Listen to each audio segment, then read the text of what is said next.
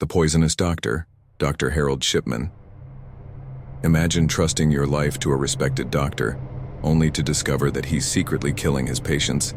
This is the shocking true story of Dr. Harold Shipman, a British physician who murdered over 250 people. Dr. Shipman's patients adored him. He was charming, attentive, and seemed to genuinely care about their well-being.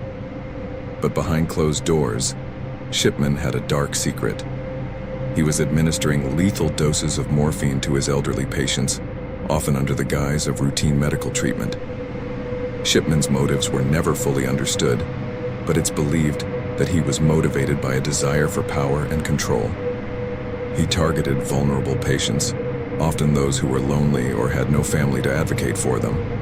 The full extent of Shipman's crimes wasn't discovered until 1998, when a fellow doctor noticed a suspicious pattern of deaths among Shipman's patients.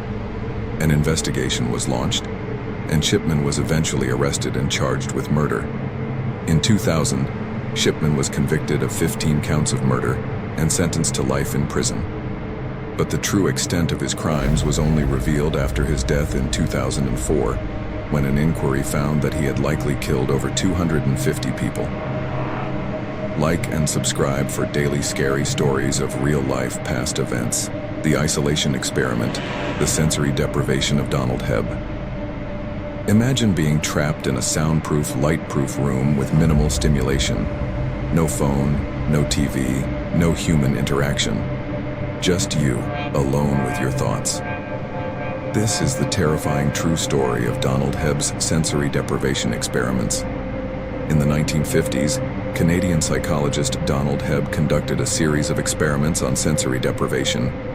Hebb was fascinated by the effects of isolation on the human mind and wanted to explore the limits of human endurance. Participants were placed in a soundproof, light-proof room with minimal stimulation. They were given food and water through a small slot in the door, but had no human interaction. The goal was to see how long participants could endure the isolation before experiencing hallucinations, paranoia, or other psychological effects. One participant, a college student, was left in the room for several days. When he emerged, he was psychotic, hallucinating, and had lost all sense of time. He had experienced vivid hallucinations, including seeing and hearing things that weren't there.